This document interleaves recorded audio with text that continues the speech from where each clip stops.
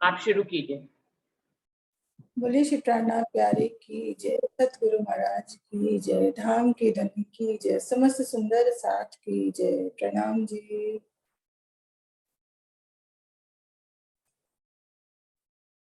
ओ मेरे साथ जी, हो चलो तैयार, संग ले जाने अंगना अपनी आए हैं धनी। ओ मेरे साथ जी, हो चलो तैयार, संग ले जाने अंगना अपनी आए हैं धनी। रोका धनी ने था हमको, समझाया था 3 बार। रोका धनी ने था हमको, समझाया था 3 बार। हमने भी जिद की ठानी, देखेंगे झूठा संसार, की मन मानी आए छो खिलवत धनी की। ओ मेरे साथ जी, हो चलो तैयार, संग ले जाने अंगना अपनी आए हैं धनी। संग ले जाने अंगना अपनी आए हैं धनी। रबद किया था क्यों हमने, इश्क हमारा है बड़ा। रबद किया था क्यों हमने, इश्क हमारा था बड़ा। सुध बिसरा दी वतन की, नींद का पर्दा पड़ा। सुध बिसरा दी वतन की, नींद का पर्दा पड़ा। तौबा कर ली फिर से ये खेल मांगेंगी नहीं। ओ मेरे साथ जी, हो चलो तैयार, संग ले जाने अंगना अपनी आए हैं धनी। संग ले जाने अंगना अपनी आए हैं धनी। अब हमें धाम चलते हैं, तुम हो जो होशियार। अब हम धाम चलते हैं, तुम हो जो होशियार। किन की विलंबन कीजियो, आए करो करार। किन की विलंबन कीजियो, आए करो करार। सोचो तुम क्या अब सभी, जागो रे सखी। ओ मेरे साथ जी, हो चलो तैयार, संग ले जाने अंगना अपनी आए हैं धनी। संग ले जाने अंगना अपनी आए हैं धनी। बोले श्री प्राणनाथ प्यारे की जय, सतगुरु महाराज की जय, समस्त सुंदर साथ की जय। प्रणाम जी।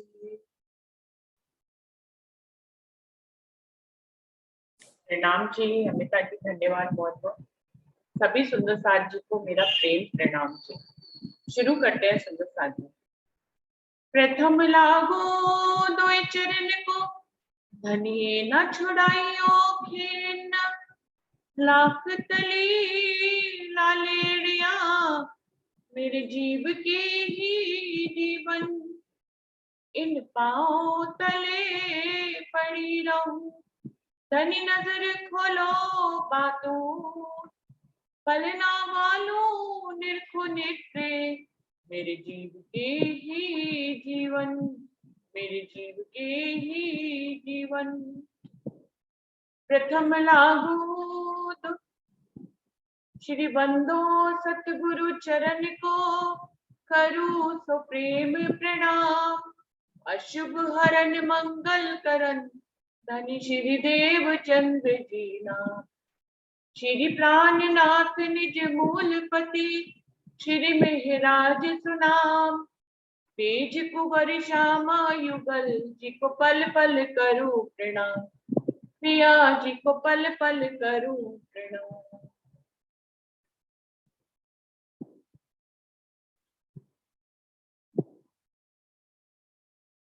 प्रसाद जी, आज सब जगह बीतक भी शुरू हो रही है, तो बीतक के शुरू होने का भी शुभ दिन है आज। और वर्ष में एक बार हम लोग बीतक सुनते हैं पूरा महीना, और अपना आत्म विवेचन करते हैं कि बीतक के जितने भी उदाहरण हैं जो धनी ने हमें पहले से चल के बताया, उसमें से हम कितना चल पाते हैं। तो ये बहुत ही अच्छा महीना आज से शुरू हो रहा है, जबकि बीतक हम सब साथ में ही पढ़ते हैं। अपने यहाँ महाराज जी की बीतक पढ़ेंगे, लेकिन कहीं ना कहीं घर में या मंत्रों में हम अपना शिवजी साहिब जी की बीतक को भी सुनते हैं और उसका मंथन करते हैं। बहुत ही शुभ दिन है आज से सुंदर साथ जी। राम रतन महाराज जी की बीतक चल रही है हमारे प्रसंग में, जिसमें 7वीं लहर शुरू हुई है, उसी में ही आगे बढ़ते हैं। अभी महाराज जी उन महात्मा से अलग हो चुके हैं, उनके अंदर दुगना तिगना वैराग्य जाग उठा है।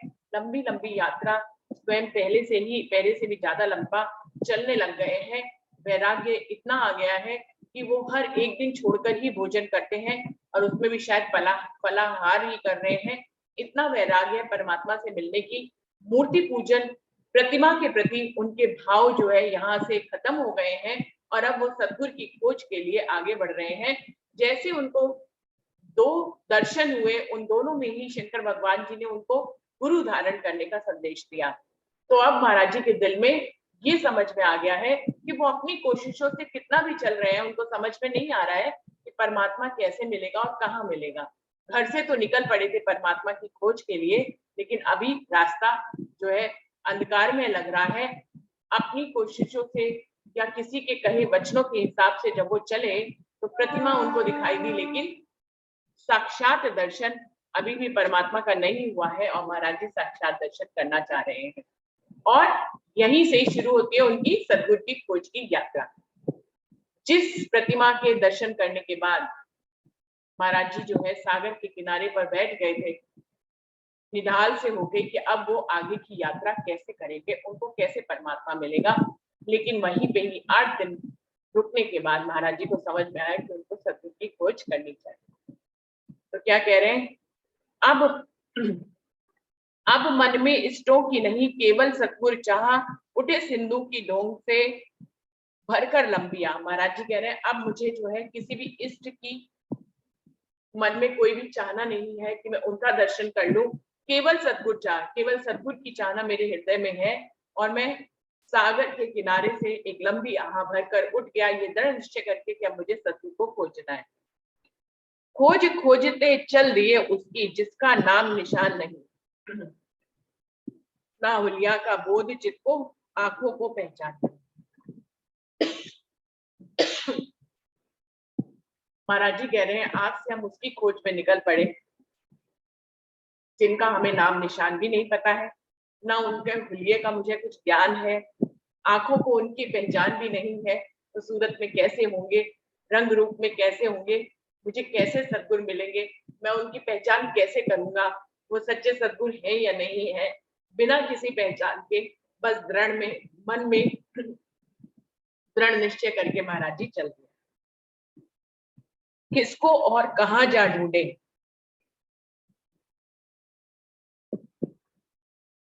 पीड़ा चाबा एक अजीब, सही सभी साऊ है क्या दुनिया में, हम ही है क्या एक गरीब। अब महाराज जी अपने मन में सोच रहे हैं, जिस सतगुरु की हमें पहचान ही नहीं है उसको मैं ढूंढूं तो ढूंढूं कहाँ, कौन सी दिशा से अपनी यात्रा शुरू करूं, पूरब से करूं, पश्चिम से करूं, उत्तर से करूं कि दक्षिण से करूं, महाराज जी को समझ में नहीं आ रहा है। पीड़ा चाबा एक अजीब, सभी साऊ है क्या दुनिया में, हम ही है क्या एक गरीब। महाराज जी कह रहे हैं इस दुनिया का हाल देखकर मुझे ये लगता है, जहां पर प्रतिमा के दर्शनों के लिए गए थे, जहां पे उन्होंने कहा कि क्या दर्शन हो रहे हैं आप लोगों को, हमें तो नहीं हो रहे, उनकी सच्चाई को भाप कर पुलिस वाले ने और पंडे ने उनको मंदिर से बाहर निकाल दिया। तो महाराज जी का दिल टूट गया, क्या दुनिया में सभी लोग व्यापारी करते हैं धर्म के नाम पर,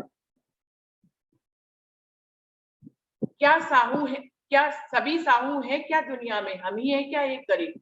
एक हम ही है जो परमात्मा की खोज में निकले हैं और सच्ची बात को देखते हुए सच्ची राह चलना चाहते हैं और सच्ची बात कहना चाहते हैं।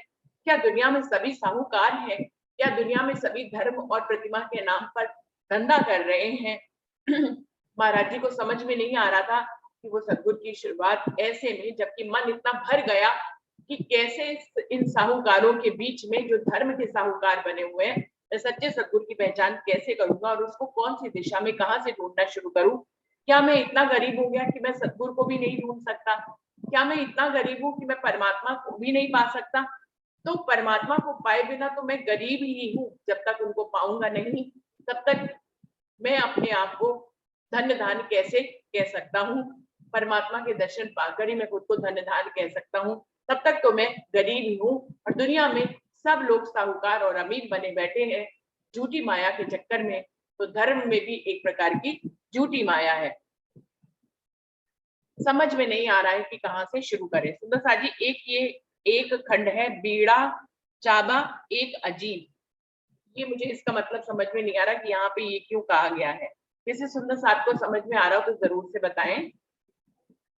किसको और कहां जा ढूंढे, बीड़ा चाबा एक अजीब, सभी साहू है क्या दुनिया में, हम ही है क्या एक गरीब। तो बीड़ा चाबा एक अजीब का मतलब मुझे समझ में नहीं आ रहा, आगे सुंदर साथ को समझ में आए तो बीच में रोककर वो अपनी बात बता सकते हैं।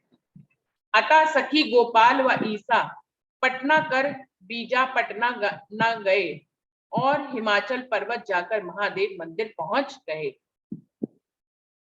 अब महाराज जी कह रहे हैं कि अब उस सदगुरु की खोज में कहां कहां जाना है, पता तो है नहीं, तो क्या कह रहे हैं, गोपाल ईसा और हिमाचल पर्वत जाकर महादेव मंदिर भी पहुंचे, वो जगह जगह उसकी खोज के लिए जा रहे हैं। हिमाचल पर्वत जाए गए हैं, महादेव के मंदिर में पहुंचे हैं, गोपाल यानी श्री कृष्ण के मंदिर में गए हैं, ईसा यानी कि मस्जिद में भी वो गए हैं, पटना कर बीजा पटना गए। मतलब हम आगे की तरफ बढ़ते जा रहे हैं लेकिन अभी कुछ रास्ता समझ में नहीं आ रहा है। महाराज जी जगह जगह खोज रहे हैं, अलग अलग जगह पे जा रहे हैं, लेकिन अभी समझ में नहीं आ रहा है।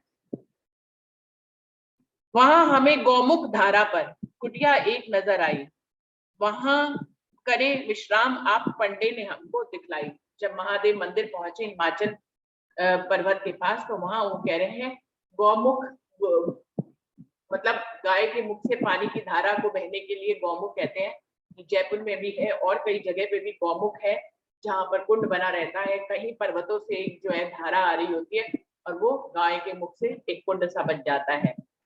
उसको कह रहे हैं कि वहां पर मुझे एक कुटिया सी नजर आई और पंडे ने हमें जो है उसी की तरफ इशारा करके बताया कि आप वहां पर विश्राम कर सकते हैं, क्योंकि महाराज जी कई दिनों से चल रहे हैं। नियमबद्ध होकर करते अब दिवस 5वें हम आहार, पर अब बदला नियम 5वें दिन करते केवल फलाहार। अब महाराज जी की कसनी देखिए, 4 दिन बीच में डालकर 5वें दिन महाराज जी भोजन करते थे। उसमें भी भोजन करने में सिर्फ फलाहार, अन्न नहीं लेते थे, अनाज नहीं लेते थे। तो आप देखिए कि शरीर अपने आप ही सूख जाएगा। जबकि आप 4 दिन बाद भोजन करेंगे, वो भी फलाहार करेंगे, तो कैसे काम चलेगा। लेकिन महाराज जी ने अपने आप को इतनी कसनी पे डाल लिया है। दृश्य उपस्थित हुए रात में हमको यहाँ पिछले जैसे, वहां मरोड़ी जाने किसने आकर अपनी एकदम से। महाराज जी कह रहे हैं यहाँ पर अब हम उस कुटिया में विश्राम करने के लिए तो आ गए, लेकिन हमने नियम बांध लिया था 4 दिन बाद ही 5वें दिन हम भोजन करते थे, वो भी फलाहार करते थे। जब हम विश्राम कर रहे थे तो रात्रि में एक दृश्य उपस्थित हुआ हमको यहाँ पिछले जैसे, जैसे पिछले 2 दृश्य उपस्थित हुए थे, दर्शन हुए थे, वैसे ही यहाँ पर भी किसी ने, जब भी महाराज जी को दर्शन हुए उनकी बाह जरूर अकड़ गई। ये खास बात है सुदर्शन जी, जिसने भी उनको दर्शन दिए शंकर भगवान ने दिए, और यहाँ पर जो भी दर्शन देंगे वो उनकी बाह पकड़कर उनको चेताते जरूर थे। बाह मरोड़ी जाने किसने आकर अपनी एकदम से किसी ने हमारी बाह मरोड़ ली। जब हमने आंखें खोली तो पसरा पाया एक प्रकाश, चारों तरफ चांदनी एकदम अंधकार का देखा नाश। महाराज जी कह रहे हैं जब हमारी बाह मुड़ गई तो हमने आंखें खोलकर देखा तो चारों तरफ बस प्रकाश ही प्रकाश था, अंधकार तो था ही नहीं। चारों तरफ चांदनी चिपकी हुई थी और अंधकार का तो नाश ही हो गया था, कहीं दूर दूर तक अंधकार दिखाई नहीं दे रहा था। जो प्रकाश हम देख चुके थे यात्रा में पहले 2 बार, थी विशेषता इस प्रकाश में देख रहे थे जो इस बार। महाराज जी कह रहे हैं इस प्रकाश में लेकिन कुछ विशेषता थी। हम पहले भी 2 प्रकाश में प्रतिमाओं का दर्शन कर चुके थे, लेकिन अब की बार जो प्रकाश था उसमें कुछ विशेष बात थी। क्या विशेष बात थी? प्रकट हुए एक दिव्य पुरुष, एकदम प्रकाश के अंदर से अभिभाव होते ही उनका इस प्रकार बोले हमसे। कह रहे उस प्रकाश के अंदर से एक दिव्य पुरुष प्रकट हुए इस प्रकाश के अंदर से, और मुझे देखते ही उन्होंने बोलना शुरू किया, महादेव जी सहित मंडली अब पधारने ही को है, दर्शन अब जो होंगे मानव वो दुनिया को दुर्लभ है। वो जो है दिव्य पुरुष कहने लगे कि महादेव यानी कि शंकर भगवान जी अपनी मंडली के साथ यहाँ पर पधारने वाले हैं, और अभी तुम्हें जो दर्शन होने वाले हैं वो दुनिया को दुर्लभ है, दुनिया को वो दर्शन होते ही नहीं है। तो साची इनको शंकर भगवान ही दर्शन दे रहे हैं बार बार। तो महादेव जी सहित मंडली अब पधारने ही को है, दर्शन अब जो होंगे मानव को दुनिया को दुर्लभ है। सावधान हो लगे देखने लीला क्या दिखलाते हैं, किसी प्रकार का महादेव जी दर्शन लाभ कराते हैं। महाराज जी कह रहे हैं हम भी इंतजार करने लगे कि देखते हैं कि पहले भी आए थे, अब क्या नई लीला हमें दिखाते हैं, हमें दर्शन क्यों दे रहे हैं, हमें दर्शनों का लाभ तो दे रहे हैं बार बार, लेकिन अब देखें वो क्या लीला प्रकट करते हैं।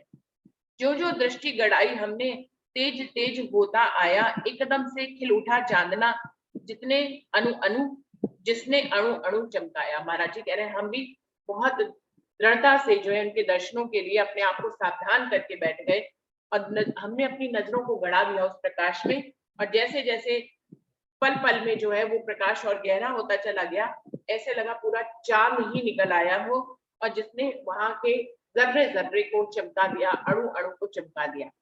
एक पुरुष उतरा ऊपर से, जिसके आते ही साथ आसन एक तखत के ऊपर जाने जैसे बिछ गया आप। महाराज जी कह रहे हैं एक पुरुष प्रकट हुए,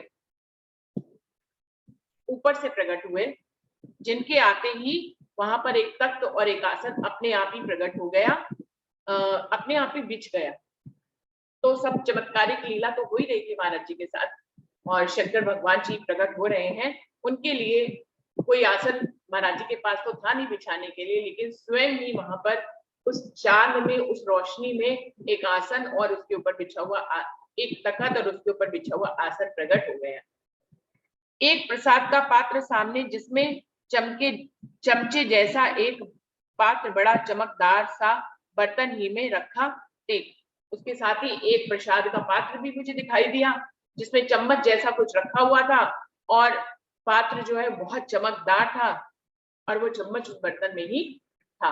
महाराज जी को एक प्रसाद का बर्तन भी दिखाई दिया। फिर पैदा हो गई वहां से महात्माओं की एक जमात, ऐसे खड़े हुए जैसे कि आह्वान करते हो साथ। महाराज जी कह रहे हैं उसके बाद जो है वो शंकर भगवान जी प्रकट हुए और उनका तखत और आसन प्रकट हुआ, फिर ये पात्र प्रकट हुआ और उसके बाद महात्माओं की एक मंडली प्रकट हो गई और ऐसे लगता था जैसे वो किसी का आवाहन कर रहे हैं। लगे देखने वे ऊपर को जैसे कोई आता हो, ऐसे लगने लगा चांदना ज्यादा बढ़ता जाता हो। ये जो अभी पुरुष प्रकट हुए हैं पात्र लेकर, ये शंकर भगवान नहीं है, ये साधुओं की मंडली में से एक है। ये अभी समझ में आया सुदर्शन जी। और साधुओं की मंडली जो है ऊपर देखकर आवाहन करने लग गई, तो किसी को वो बुला रही है, कोई आने वाला है। और चांद जो है वो और बढ़ता चला जा रहा था, रोशनी और गहरी होती जा रही थी। साक्षात श्री महादेव जी आसन पर पधरे आ पाए, जचा नहीं कब और कहां को होकर आसन तक आए। उसके बाद महाराज जी कह रहे हैं हमने जब ये साधुओं की मंडी देखी, ये प्रसाद का पात्र देखा, उस महापुरुष को देखा, सुंदर साथ जी पहले एक पुरुष प्रकट हुआ जिसने उनको ये इस बात के लिए सावधान किया कि शंकर भगवान अपनी मंडली के साथ आने वाले हैं। उसके बाद जब महाराज जी सावधान हो गए, ध्यान लगा लिया, तो फिर एक पुरुष प्रकट हुआ जिसके हाथ में जो है प्रसाद का एक पात्र था, जिसमें एक चम्मच रखा हुआ था। और फिर उसके बाद तखत और सिंहासन और उसके ऊपर का आसन प्रकट हुआ।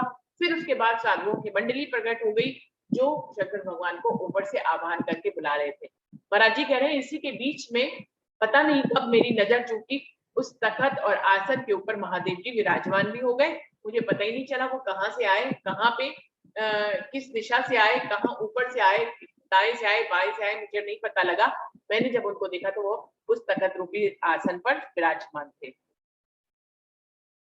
किया दंडवत सबने, हमने भी उनको प्रणाम किया, तत्पश्चात बैठते ही देना प्रसाद आरंभ किया। महाराज जी कह रहे हैं उनके आते ही जितनी भी साधु मंडली थी सबने उनको दंडवत प्रणाम किया, हमने भी उनको देखकर प्रणाम किया। और उसके बाद जो वो दिव्य पुरुष थे उन्होंने वो प्रसाद बांटना शुरू किया। वहां गए था जो अपनी, उसने हमको संकेत किया, लगो लाइन में, तुम भी जाकर हमें उठाकर भेज दिया।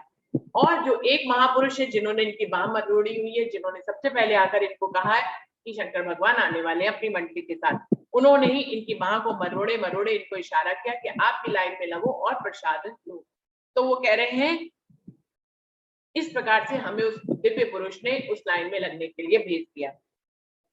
लुटिया हाथ कमलिया बांधने लगे लाइन में हम जाके, बड़े एक के बाद एक सब हम भी पहुंच गए आगे। महाराज जी कह रहे हैं अब हम तो, वो तो साधु लोग तो पूरे वस्त्र पहने हुए थे, हम तो एक लुटिया और एक टूटी हुई कमलिया हमारे हाथ में थी, उसी के साथ ही हम लाइन में लग गए और एक के बाद एक सब आगे की तरफ बढ़ने लगे और हम भी धीरे धीरे करके आगे पहुंच गए। बड़े एक के बाद एक सब हम भी पहुंच गए आगे। देव पुरुष श्री महादेव जी से जब आंख मेरी मिली, प्रेम बिंदु कुछ निज नयनों से अनायास ही ढुलक पड़ी। आगे जाकर जब महाराज जी कह रहे हैं मेरे नयन शंकर भगवान जी के नयनों से मिले, प्रेम बिंदु कुछ निज नयनों से अनायास ही ढुलक पड़े। पता नहीं क्या हुआ मुझे, महाराज जी कह रहे हैं उनसे नजरें मिलते ही मेरे नयनों से दो आंसू गिर पड़े, जिनको उन्होंने कहा कि प्रेम बिंदु, उनको देखते ही मेरे जो है नजरों से प्रेम के बिंदु जो है वो छलक पड़े। भर प्रसाद का चम्मच शिव जी ने आगे कि हमको भी खड़े रहे, हम जो के त्यों ही नहीं फैली अपनी झोली। और चम्मच से जैसे ही शंकर भगवान जी ने वो प्रसाद को लिया और हम तक ऐसे करके आगे देने लग गए। महाराज जी कह रहे हैं हमारे पास तो सब अपना आंचल बिछा बिछा कर प्रसाद को ले रहे थे, लेकिन महाराज जी कह रहे हैं हम वैसे की वैसे ही खड़े रहे, हमने अपनी झोली नहीं फैलाई। खड़े रहे हम जो के तो ही नहीं फैली अपनी झोली। दिव्य पुरुष बोला प्रसाद ले लो, देखो शिव देते हैं, 5 रोज के बाद नियम है, फल थोड़े से थोड़े ले लेते हैं। तो उसने, जिस पुरुष ने उनकी बाह पकड़ी हुई थी, उसने कहा कि देखो शंकर भगवान तुम्हें प्रसाद दे रहे हैं, तुम ले लो और प्रेम से इस प्रसाद को ग्रहण करो। तो दबे शब्दों में महाराज जी ने कहा कि हम नियम नहीं तोड़ना चाहते हैं, हमारा नियम तो 5 दिन बाद फलाहार करने का है और 4 रोज बीच में डालकर हम 5वें रोज फलाहार करते हैं। नियम टूट जाएगा अपना लिया आज ही है फलाहार। महाराज जी कहते हैं हमारा तो नियम ही टूट जाएगा यदि हम प्रसाद ले लेंगे। हमने आज ही फलाहार खाया है और अब हमारा मन नंबर जो है वो 5वें दिन के बाद ही आएगा। दिव्य शक्ति ने वाद्य किया हमको प्रसाद लेने को, हाथ पात्र तो था ही शिव के झुके प्रसादी देने को। वो जो दिव्य पुरुष है जिसने उनकी बाह पकड़ी हुई थी, उनको लाइन में भी लगाया, उसने जो है इनको मजबूर कराया महाराज जी को कि आप प्रसाद ले लो। और शंकर भगवान के हाथ में तो पात्र था ही था प्रसाद देने के लिए, तो जैसे ही मुझे प्रसाद देने के लिए झुके, साथ में नाई देते हुए बोले, घबराने की बात नहीं, कठिन प्रतिज्ञा कर ली तुमने, पर ठहरो एक मास यहीं। वो शंकर भगवान उनको प्रसाद देते हुए झुककर उनके सामने की तरफ हो गए और उनको ये कहने लगे, सांत्वना देते हुए बोले कि घबराने की बात नहीं है, तुमने कठिन प्रतिज्ञा कर ली है, एक तो 5वें दिन फलाहार की, ऊपर से सतगुरु से मिलने की, और उससे भी बाद तुम्हें परमात्मा से मिलना है, तो तुमने कठिन प्रतिज्ञाएं कर ली हैं, माना की, लेकिन घबराने की बात नहीं है, सभी पूरी होंगी। यहाँ पर अभी 1 महीना तुम यहीं पर ही रुको। तो उनको आदेश दे दिया कि यहाँ पर 1 महीना और रुके। शंकर जी ठहरा करते हैं 1 मास सावन समाधान हो सकता है, तब भक्त आपका जो है प्रण। तो जो शंकर के जो पहले दिव्य पुरुष थे वो कहने लगे, शंकर जी यहाँ पर पूरा सावन का महीना शुरू हो गया है और सावन के सावन शंकर भगवान इसी स्थान पर रहते हैं, तो आपका समाधान हो सकता है, आपने जो प्रण दिया है उसका समाधान हो सकता है अगर आप यहीं पर ही 1 महीना रुक जाएं तो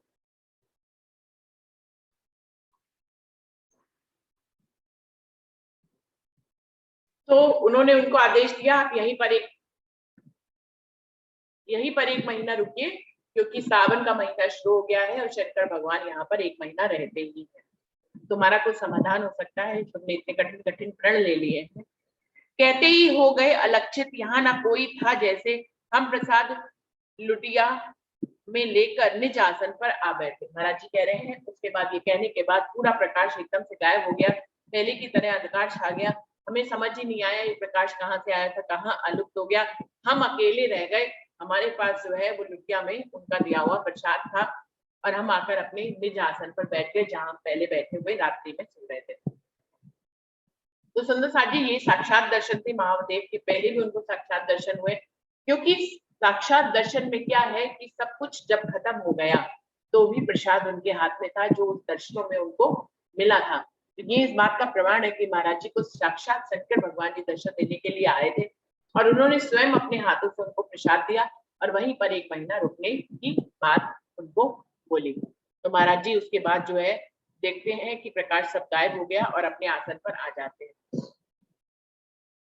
सुबह हुई, बैठे ही डूबे हुए ख्यालों में, उसी अवस्था में प्रसन्न है रखे तू जिस हालों में। महाराज जी कह रहे हैं इसी प्रकार से हम बैठे बैठे ही दिन हो गया, हम अपने ख्यालों में ही डूबे रहे, उस दर्शनों के बारे में सोचते रहे और उसी अवस्था में महाराज जी कहते हैं हम तो उसी अवस्था में प्रसन्न है जिस अवस्था में हमें परमात्मा रखता है। वो एक लंगोटी में रखता है तो एक लंगोटी में रहते हैं, वो वस्त्र दे देता है तो वस्त्र दे लेते हैं, अब मुझे प्रसाद दे दिया तो मैंने प्रसाद भी स्वीकार कर लिया, सब परमात्मा की कारीगरी है, वो किसको जिस हाल में रखे हमें उसी हाल में खुश रहना चाहिए। बोले एक महात्मा प्रातः अपने आसन पर आकर के, श्री तृप्ति बालाजी के तुम दर्शन और करो जाके। जब हम सुबह सब नित्य कामों से निवृत्त हो गए तो एक और महात्मा जी हमारे पास आए और आकर हमसे बोले कि आपको एक दर्शन और करना चाहिए, वो है श्री तृप्ति बालाजी, उनकी भी दर्शन कराइए, फिर आप यहाँ पर रुकिए। इस प्रकार से एक महत्व दर्शाया श्री बालाजी का, रुचि मोड़नी चाहिए मेरी, ये था मतलब साधु का। उसके बाद महाराज जी कह रहे हैं वो हमारी श्री तृप्ति बालाजी की तरफ हमारी रुचि को मोड़ना चाहते थे और वो चाहते थे कि हम उनका दर्शन करें, उनका बड़ा महत्व बता रहे थे। कहा महात्मा से हम एक माह नहीं जाएंगे, यही ठहरना है आवश्यक, धुनी यही रमाएंगे।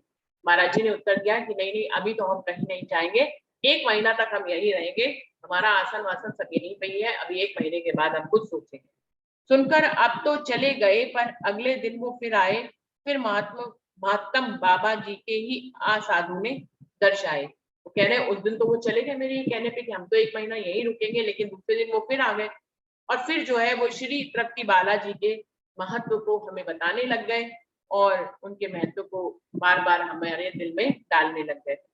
कथा पूर्व की शुरू हुई, फिर बात बात पर बालाजी अति महत्व होकर विभोर दर्शाते आकर बाबा जी। वो कह रहे हैं उनकी रोज ही जो वो आकर मुझे कथा सुनाते थे उसमें श्री तृप्त बालाजी की कथाएं होती थी, उनका महत्व दर्शाते हुए वो उन कथाओं को हमें सुनाते थे और ऐसा अब वो रोज ही करने लगते हैं। दिया दिया बदल पासा आखिर निश्चल होने लगा हमें, व्याख्यान पर निदान अब उनकी श्रद्धा होने लगी हमें। जब एक ही बात को रिपीटिंग ढंग से रोज ही कहा जाए तो आप उसकी तरफ ना ध्यान दें तो भी आपका ध्यान ध्याने लग जाता है। वही महाराज जी कह रहे हैं आखिर में जो है हमारी बुद्धि को उसने बदल ही दिया, निश्चय होने हमको भी उसकी बातों और जो वो दृष्टांत देते थे, जो वो कहानियां सुनाते थे उससे हमें निश्चय होने लग गया और हमारे अंदर भी श्री तृप्ति बालाजी के लिए जो है वो श्रद्धा जागने लग गई। अब विचार बन गए हमारे बालाजी की यात्रा के, परिवर्तन आया अपने में वृद्ध साधु की व्याख्या से। महाराज जी कह रहे अब हमारे विचार जो है जो पहले थे यहीं पे 1 महीना रुकेंगे जैसे शंकर भगवान जी ने आदेश दिया था, लेकिन उन साधु संतों की व्याख्या से हमारे विचार जो है बदलने लग गए और बालाजी की यात्रा के बारे में हम सोचने लग गए। हमारे अंदर परिवर्तन आ गया उनके व्याख्यान से। वो जो वृद्ध साधु हमें रोज उनका महत्व बताते थे, हमारे अंदर भी उनको देखने की इच्छा जो है भाव विभोर होने लग गई और हमें लगा कि हमारे विचार बदल गए और हम बालाजी की तरफ सोचने लग गए। प्रातः ही प्रस्थान किया, हिमगिरी से बालटियर तक पहुंचे, एक महात्मा का आश्रम लग हमने आसन आटे थे। महाराज जी कह रहे हैं अब हमने जो यहाँ पर 1 महीना रुका था वो विचार स्थगित कर दिया और हम दूसरे दिन ही श्री तृप्ति बालाजी के दर्शनों के लिए निकल पड़े और हिमगिरी से होते वालंटियर पहुंचे। वहां पर एक महात्मा का हमें आश्रम दिखाई दिया, हमने भी जाकर वहां पर अपना आसन लगा लिया। इस बरामदे में से साधु और बहुत थे पड़े हुए, कुछ के आसन लगे पड़े थे, कुछ के थे वहां धरे हुए। महाराज जी कह रहे थे हमने वहां जाकर देखा उस महात्मा की कुटी में बहुत से आसन साधुओं के लगे थे, किन्हीं आसनों पे तो साधु स्वयं विराजमान थे, कोई कोई खाली थे, शायद वो साधु महात्मा किसी विशेष कार्य के लिए गए हुए थे। जगह बैठने योग्य देख के आसन अपना लगा लिया, सदा बैठकर ही अपने ने जहां गए विश्राम किया। महाराज जी कह रहे हैं हमने भी एक बैठने योग्य जगह लेकर वहां पर अपना आसन जमा लिया और वहां पर हम बैठ गए। महाराज जी अपने व्यक्तित्व के बारे में बता रहे हैं कि हम तो सदा ही बैठ कर ही अपने जो है नींद भी पूरा किया करते थे, लेटते थे ही नहीं। महाराज जी अपनी पीठ से ही लगाया कर जो है पूरा दिन 24-24 घंटे जो है बैठ कर ही गुजार दिया करते थे।